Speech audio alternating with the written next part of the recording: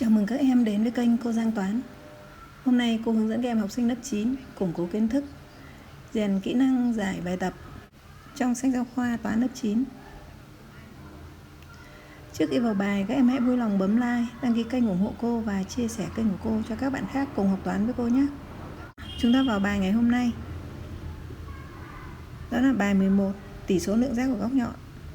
Các kiến thức cần nhớ là phải biết định nghĩa tỷ số lượng giác của góc nhọn.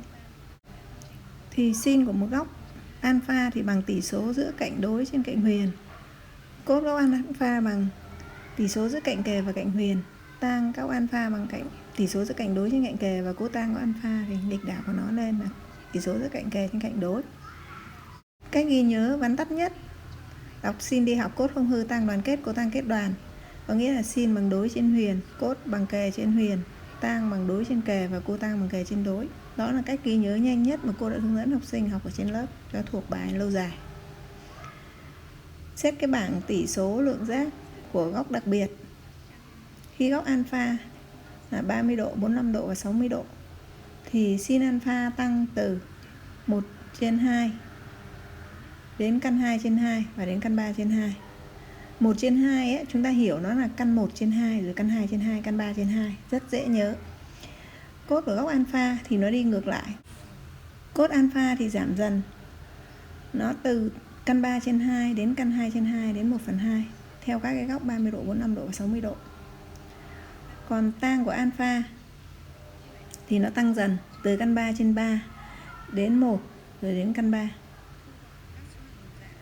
Cotan alpha thì giảm dần đi theo ngược lại đó.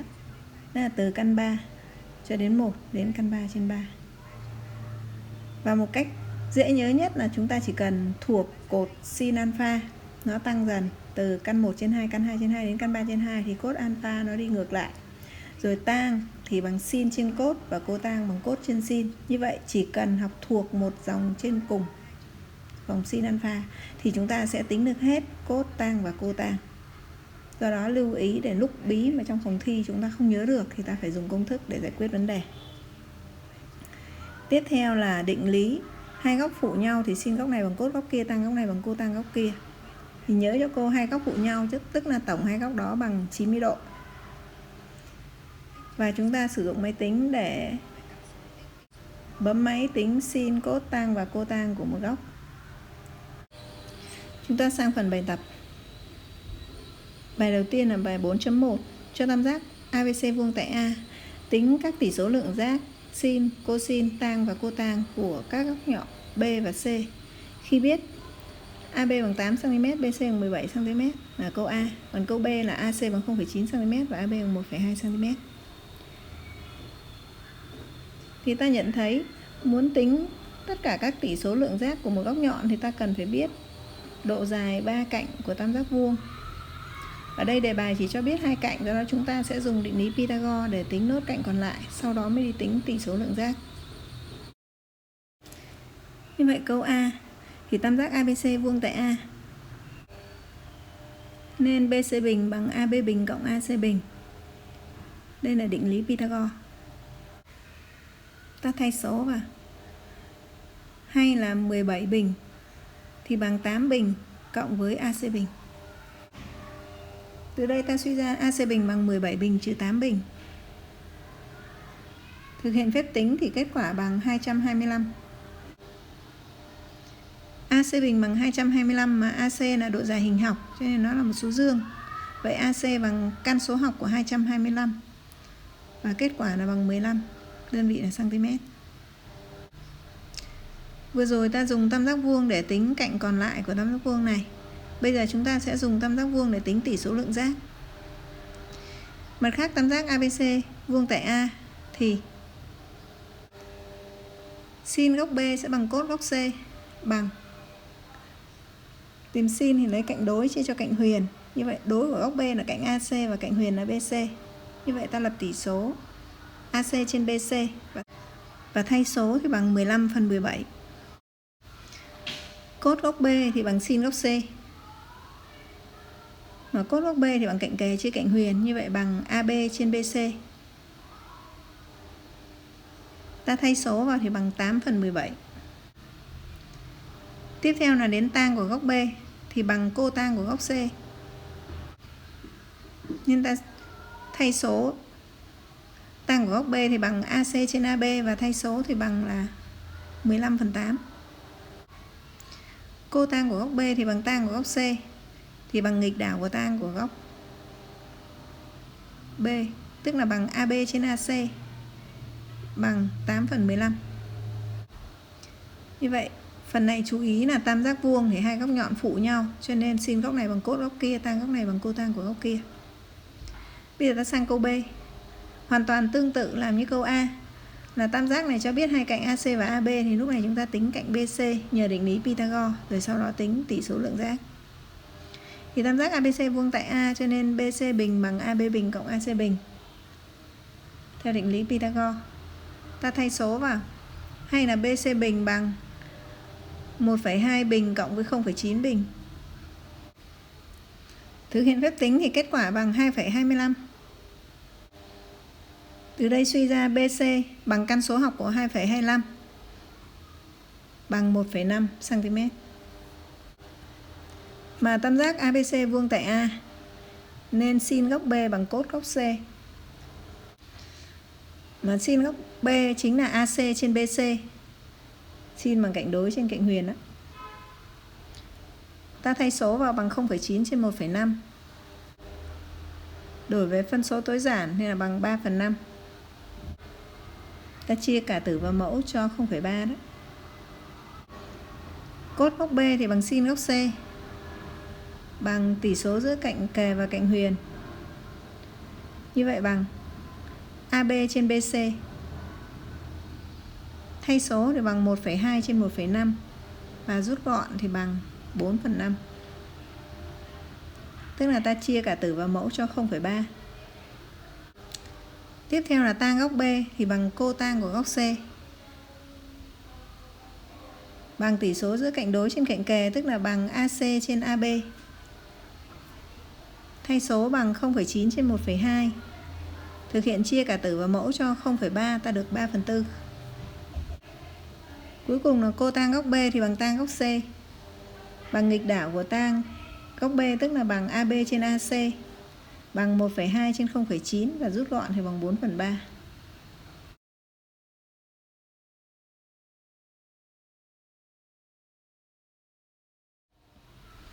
Ta sang bài 4.2. Cho tam giác vuông có một góc nhọn 60 độ và cạnh kề với góc 60 độ bằng 3 cm. Hãy tính cạnh đối của góc này. Như vậy lúc này ta vẽ tam giác ABC vuông tại A và cho góc B bằng 60 độ. Thế thì cạnh kề với góc B chính là cạnh AB bằng 3 cm. Đề bài yêu cầu tính cạnh đối của góc này, tức là ta cần phải tính cạnh đối với góc B, đó chính là cạnh AC. Như vậy ta đi tính AC. AC là cạnh đối của góc B mà cạnh AB biết rồi. Như vậy tam giác vuông ABC lúc này biết một góc nhọn và biết một cạnh kề góc đó, còn tính cạnh đối thì hai cạnh góc vuông lúc này chúng ta đi dùng tang của góc là dễ tính nhất. Như vậy vì tam giác ABC vuông tại A nên ta tính tang của góc B. Tang bằng cạnh đối chia cho cạnh kề, tức là bằng AC trên AB. Từ đây ta tính AC là tính số bị chia bằng số chia nhân thương, tức là AC bằng AB nhân tang góc B. Ta thay số AB bằng 3 nhân tang góc B là tang 60 độ. Thì tang 60 độ là căn 3, như vậy nó bằng 3 căn 3 cm. Vì bài toán cho bằng lời văn thì giờ chúng ta cũng trả lời bằng lời văn thôi. Là vậy. Tam giác vuông có một góc nhọn 60 độ. Cạnh kề với góc đó là 3 cm. Thì cạnh đối của góc 60 độ đó là 3 căn 3 cm.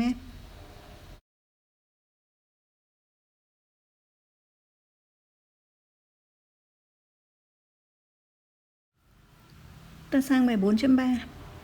Cho tam giác vuông có một góc nhọn bằng 30 độ và cạnh đối với góc này bằng 5 cm. Tính độ dài cạnh huyền của tam giác. Như vậy ta vẽ tam giác ABC vuông tại A. Ta chọn góc C bằng 30 độ thì cạnh đối với nó là cạnh AB bằng 5 cm. Yêu cầu của bài là tính độ dài cạnh huyền, tức là tính cạnh BC. Như vậy đề bài cho biết tam giác vuông, biết góc nhọn và cạnh đối, tính cạnh huyền. Đụng đối huyền thì ta sử dụng sin của góc C. Như vậy tam giác ABC vuông tại A, nên sin góc C bằng AB trên BC. Từ đây ta suy ra BC là số chia bằng số bị chia cho thương, tức là bằng AB chia sin góc C. Ta thay số vào bằng 5 chia cho sin 30 độ. Bằng 5 chia cho sin 30 độ chính là 1/2.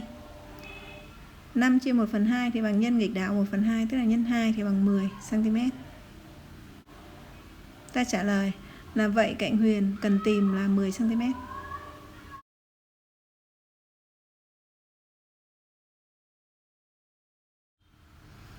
Ta sang bài 4.4. Cho hình chữ nhật có chiều dài và chiều rộng lần lượt là 3 và căn 3. Tính góc giữa đường chéo và cạnh ngắn hơn của hình chữ nhật. Sử dụng bảng giá trị lượng giác ở trang 69. Ta giải bài toán này như sau. Đầu tiên ta vẽ hình chữ nhật ABCD có cạnh BC bằng 3 đơn vị dài. Cạnh AB bằng căn 3 đơn vị dài. Vì căn 3 nhỏ hơn 3 nên ta suy ra AB nhỏ hơn BC. Do đó góc cần tìm là góc tạo bởi AC và AB. Đó chính là góc BAC. Như vậy chúng ta sẽ tìm cách tính góc BAC. Ta có góc ABCD là hình chữ nhật, nên ta suy ra góc ABC bằng 90 độ. Từ đây ta suy ra tam giác ABC nó vuông tại B. Nhìn là tam giác ABC vuông tại B, biết hai cạnh góc vuông là AB và BC. Như vậy lúc này chúng ta sẽ dùng tang. Tang của góc BAC bằng BC trên AB.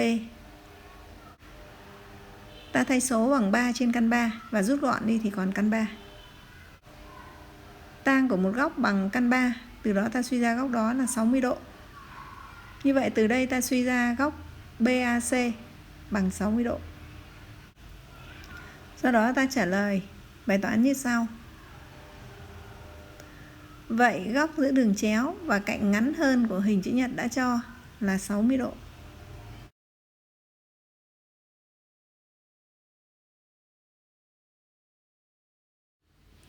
Ta sang bài 4.5. Câu A. Viết các tỷ số lượng giác sau thành tỷ số lượng giác của góc nhỏ hơn 45 độ. Đó là sin 55 độ, cốt 62 độ, tang 57 độ và cotang 64 độ. Câu B là tính tỷ số tang 25 độ trên cotang 65 độ và tang 34 độ trừ đi cotang 56 độ. Thì với câu A, người ta yêu cầu viết tỷ số lượng giác thành tỷ số lượng giác của góc nhỏ hơn 45 độ thì chúng ta sẽ sử dụng tỷ số lượng giác của hai góc phụ nhau, bởi 45 độ là nửa của 90 độ. Nếu góc đã cho lớn hơn 45 độ thì góc phụ của nó sẽ nhỏ hơn 45 độ. Do đó ta giải quyết bài toán như sau. Câu A. Áp dụng định lý tỷ số lượng giác của hai góc phụ nhau. Ta có. Đầu tiên là sin của góc 55 độ thì nó sẽ bằng cốt của góc phụ với nó, tức là bằng cốt của 90 độ trừ 55 độ bằng cốt của 35 độ. Tương tự như vậy đối với các tỷ số còn lại là cốt 62 độ thì bằng sin của 90 độ trừ 62 độ bằng sin của 28 độ. Tang của 57 độ thì bằng cotang của 90 độ trừ 57 độ và bằng cotang của 33 độ. Ý cuối của câu A là cotang của 64 độ thì bằng tang của 90 độ trừ 64 độ và bằng tang của 26 độ.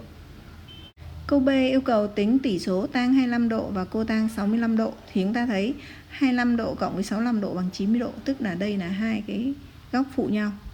Do đó chúng ta đổi về tang hoặc đổi về cotang đều được. Còn cái ý thứ hai là tang 34 độ trừ đi cotang 56 độ, hoàn toàn tương tự như vậy, bởi vì 34 độ cộng 56 độ bằng 90 độ. Do đó tang góc này bằng cotang góc kia. Rồi chúng ta thực hiện làm như sau. Tang 25 độ trên cotang 65 độ. Ta đổi hết về tang nhé.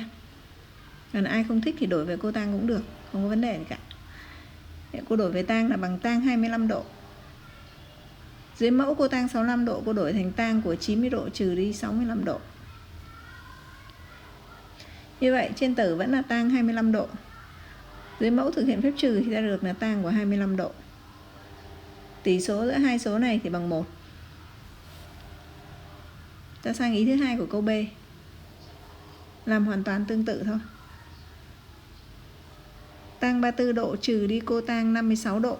Chúng ta cũng đổi hết về tang, vì cái tỷ số lượng giác tang sau này sẽ dùng rất là nhiều, nên chúng ta tập làm với nó.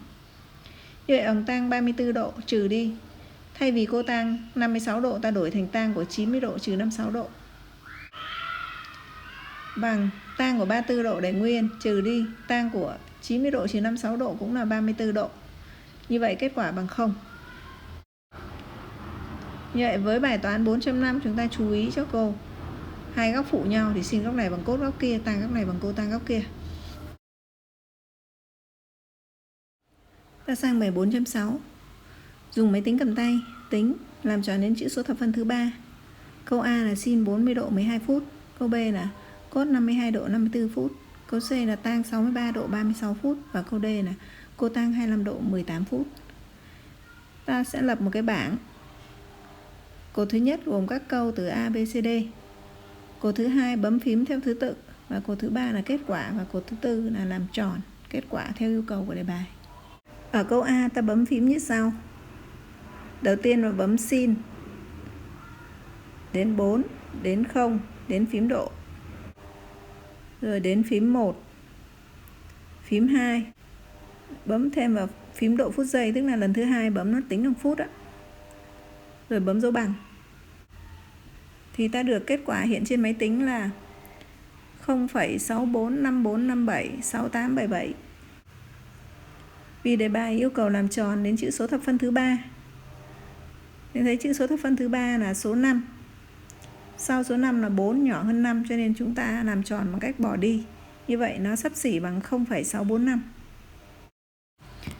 Việc bấm sin, cốt, tang thì cách bấm nó tương tự như nhau. Bây giờ ta sang phần B là cốt 52 độ 54 phút. Bấm phím cốt, phím 5, phím 2, phím độ phút giây. Rồi đến phím 5, phím 4, rồi đến phím độ phút giây tiếp theo, đánh dấu bằng. Ta nhìn trên máy tính thì kết quả là 0,603,207,9877. Do đề bài yêu cầu làm tròn đến chữ số thập phân thứ 3, tức là số 3, thì sau số 3 là số 2 nhỏ hơn 5, cho nên ta bỏ đi. Như vậy xấp xỉ bằng 0,603. Tương tự đối với tang của 63 độ 36 phút. Chúng ta bấm phím tang 6, 3, phím độ phút giây, đến phím 3, phím 6, rồi đến phím độ phút giây lần 2, phím bằng. Thì nó ra kết quả là 2,014486937. Do yêu cầu của bài làm tròn đến chữ số thập phân thứ 3, tức là đến chữ số 4 mà sau nó là 4 nhỏ hơn 5, cho nên ta bỏ đi. Như vậy kết quả xấp xỉ bằng 2,014. Về cotang 25 độ 18 phút thì trong máy tính không có phần phím cotang. Do đó chúng ta phải hiểu rằng cotang của góc alpha thì bằng nghịch đảo của tang góc alpha. Ở trên máy tính có phím nghịch đảo là phím x mũ trừ 1 đó. Như vậy đầu tiên chúng ta bấm tang của góc này đã. Ta bấm tang của 25 độ 18 phút. Bấm theo đúng thứ tự thôi. Bấm xong tang rồi thì đánh dấu bằng. Bấm phím bằng. Rồi tính nghịch đảo của nó, tức là bấm phím x mũ trừ 1. Bằng, rồi bấm phím x mũ trừ 1 nhá. Rồi đến phím bằng lần 2. Thì ta được kết quả là 1,410609812. Vì đề bài yêu cầu làm tròn đến chữ số thập phân thứ 3, và chữ số thập phân thứ 3 là số 0 và sau đó là 6 thì lớn hơn 5, do đó ta cộng 1 đến chữ số đứng trước. Như vậy xấp xỉ bằng 1,411. Ta trả lời bài toán này. Vậy ở phần A, sin 40 độ 12 phút thì nó xấp xỉ bằng 0,645. Phần B là cos 52 độ 54 phút thì xấp xỉ bằng 0,603. Phần C, tan 63 độ 36 phút xấp xỉ bằng 2,014. Và phần D là cotan 25 độ 18 phút xấp xỉ bằng 1,411.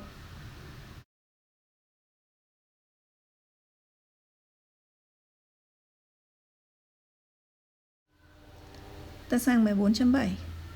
Dùng máy tính cầm tay tìm số đo của góc nhọn x làm tròn đến phút. Biết rằng câu A là sin x bằng 0,2368, câu B là cos x bằng 0,6224, câu C là tan x bằng 1,236 và câu D là cotan x bằng 2,154. Với dạng bài toán này là bài toán ngược của bài toán 4.6. Để chúng ta sẽ thực hiện như sau. Ta lập bảng. Cột thứ nhất là cho biết câu A là sin x bằng 0,2368, câu B là cos x bằng 0,6224, câu C là tan x bằng 1,236 và câu D là cotan x bằng 2,154. Cột thứ hai là cột bấm phím theo đúng thứ tự. Cột thứ ba là cột kết quả hiện trên máy tính. Thì nó chưa về độ phút giây cho nên chúng ta phải bấm tiếp. Cột thứ tư, bấm vào phím độ phút giây để nó đổi độ phút giây cho mình. Cột cuối cùng là kết quả của bài này là yêu cầu kết quả làm tròn đến phút. Thì lúc bấy giờ chúng ta đã có kết quả trên máy tính và chúng ta tự làm tròn và viết kết quả vào đây. Bây giờ chúng ta bắt đầu áp dụng để bấm máy tính. Với câu A là sin x bằng 0,2368 thì đầu tiên chúng ta bấm phím Shift. Rồi sau đó bấm bình thường là sin. Các con số đề bài cho ta bấm tiếp là 0,2368. Bấm theo đúng thứ tự đó. Ta bấm dấu bằng để nó ra kết quả.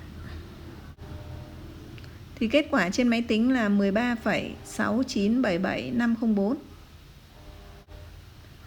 Tiếp theo ta bấm vào phím độ phút giây. Thì nó ra kết quả là 13 độ 41 phút 51,9 giây. Do đề bài yêu cầu làm tròn đến phút cho nên cái 51,9 giây nó lớn hơn 30 giây cho nên ta làm tròn bằng cách cộng thêm 1 lên. Như vậy xấp xỉ bằng 13 độ 42 phút. Ý B và ý C làm hoàn toàn tương tự. Đầu tiên bấm phím Shift. Rồi bây giờ hàm số code thì ta bấm phím code. Rồi các con số bấm theo đúng thứ tự là 0,6224. Rồi bấm dấu bằng. Trên máy tính hiện ra con số là 51,50839221. Chúng ta bấm tiếp sang phím đổi sang độ phút giây. Thì được 51 độ 30 phút 30,21 giây. Do làm tròn kết quả đến phút thì cái số 30,21 giây ấy, nó lớn hơn 30 cho nên ta làm tròn bằng cách cộng thêm 1 lên 30 phút. 30 phút thành 31 phút. Tức là kết quả bằng 51 độ 31 phút. Câu C cách làm cũng hoàn toàn tương tự. Đầu tiên ta bấm Shift rồi đến tang. Bấm các số là 1,236 bằng. Trên máy tính cầm tay nó hiện ra số là 51,02501186. Ta bấm phím độ phút giây để nó chuyển sang độ phút giây cho ta. Thì nó được kết quả là 51 độ 1 phút 30,04 giây. Do yêu cầu làm tròn đến phút thì ta thấy 30,04 giây nó lớn hơn 30 cho nên chúng ta làm tròn cộng thêm 1 lên. bằng 51 độ 2 phút. Ta sang câu D là cotang của x thì bằng 2,154. Thì trên máy tính cầm tay của chúng ta nó không có cái phím cotang. Do đó chúng ta phải đổi về tang. Thì ta biết là cotang của x thì bằng nghịch đảo của tang của nó. Nghịch đảo là phím x mũ trừ 1 đó. Tức là cotang của x bằng 1 trên tang x. 1 trên tang x chính là tang x mũ trừ 1. Do đó chúng ta thực hành bấm máy như sau. Đầu tiên chúng ta bấm phím Shift, rồi đến phím tang. Bấm tiếp các con số để bài cho, đó là 2,154. Sau đó chúng ta nhìn trên máy tính có cái phím x mũ trừ 1. Ta bấm vào phím x mũ trừ 1. Rồi sau đó bấm phím bằng. Thì kết quả hiện trên máy tính là 24,90320574. Tiếp theo ta bấm vào phím độ phút giây. Thì được 24 độ 54 phút 11,54 giây. Làm tròn đến phút thì xấp xỉ bằng 24 độ 54 phút, bởi vì 11,54 giây á là nó nhỏ hơn 30 giây, cho nên chúng ta bỏ đi, không phải cộng lên như phần trên. Do đó chúng ta kết luận bài toán này như sau. Vậy sin x bằng 0,2368 thì suy ra x xấp xỉ bằng 13 độ 42 phút. Cos x bằng 0,6224 thì suy ra x xấp xỉ bằng 51 độ 31 phút. Tang x bằng 1,236 thì suy ra x xấp xỉ 51 độ 2 phút. Cuối cùng là cotang x bằng 2,154 thì suy ra x xấp xỉ bằng 24 độ 54 phút. Bài học hôm nay tạm dừng tại đây. Các em vui lòng bấm like, đăng ký kênh ủng hộ cô và chia sẻ kênh của cô cho các bạn khác cùng học toán với cô nhé. Cô thân ái chào các em.